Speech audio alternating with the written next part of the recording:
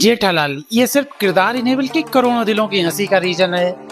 शायद ही कोई होगा जिसने इंडिया का सबसे famous TV serial Tarak Mehta Ka Ooltah चश्मा और उसके सबसे फेमस कैरेक्टर जेठालाल को ना देखा हो। लेकिन दोस्तों आज हम जेठालाल की कॉमेडी नहीं बल्कि उनकी जिंदगी, उनकी उलझने और उनके दर्द और उस जिंदगी की बात करेंगे जो पर्दे के पीछे हमेशा छुपी रही। आज हम जानेंगे कि जो हमें हंसाता था क्या खुद भी कभी खुश था या अंदर से पूरी तरह से टूट चुका था। ये कहानी है जेठालाल गढ़ा के पर्दे के पीछे के इंसान की, यानी दिलीप जोशी की। एक ऐसी कहानी जो आपको हंसाएगी भी और सोचने पर मजबूर कर देगी। 26 मई 1968 का इनका जन्म पोरबंदर के एक छोटे से गांव में एक ब्राह्मण परिवार में हुआ था। इनका बचपन तो गुजरात में ही बीता, लेकिन जब ये 13 या 14 साल के थे तब इनकी पूरी फैमिली मुंबई शिफ्ट हो गई। और मुंबई जाने के बाद दिलीप जोशी ने थिएटर ज्वाइन कर लिया और जब ये मात्र 12 साल के थे तभी ये नाटकों में काम करने लगे थे। ये बचपन से ही इतने अच्छे कलाकार थे कि जब ये मात्र 15 साल के थे तब तक ये 3 इंडियन नेशनल थिएटर अवार्ड जीत चुके थे। ये अवार्ड साबित कर देते हैं कितने अच्छे एक्टर थे।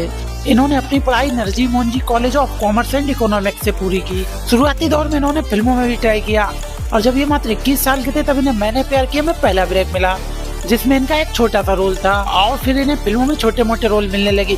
इसी टाइम 1995 में इनकी शादी हो जाती है जयमाला जोशी से। ये शादी इनके घर वालों की मर्जी से होती है। ये तारक मेहता में जेठालाल का रोल लेने से पहले लगभग 15 फिल्में और 2 या 3 टीवी सीरियल में काम कर चुके थे, लेकिन इन सबसे इन्हें ना ही तो कोई नाम मिल रहा था और ना ही ज्यादा पैसे मिल रहे थे, बस काम चल रहा था। और फिर इनकी जिंदगी ने पलटी मारी।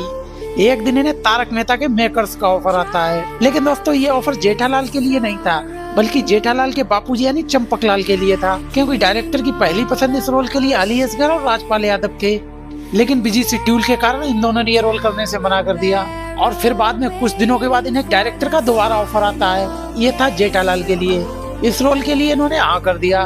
मेरी समझ से शायद ही कोई होगा जो जेठालाल का रोल दिलीप जोशी से बेहतर प्ले कर सकता है। इस किरदार ने घर घर में पहचान दिलाई। आज इन्हीं की वजह से ये शो इतना लंबा चल रहा है। दिलीप जोशी एक इंटरव्यू में बताते हैं कि एक बार वो सिग्नल पर रुके हुए थे, तब इनके पास एक भिखारी आता है और इन्हें जेठालाल कहकर बुलाता है।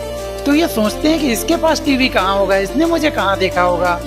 इस इंसिडेंट से इनकी पॉपुलैरिटी का अंदाजा लगा सकते हैं। और एक और इंसिडेंट इनके साथ हुआ।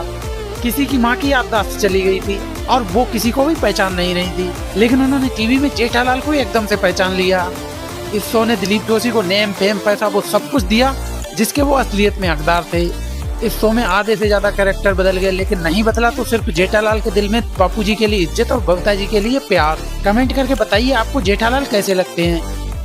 वीडियो अच्छी लगी हो तो लाइक करें, अगर हमारे चैनल पर नया है तो चैनल को सब्सक्राइब करें।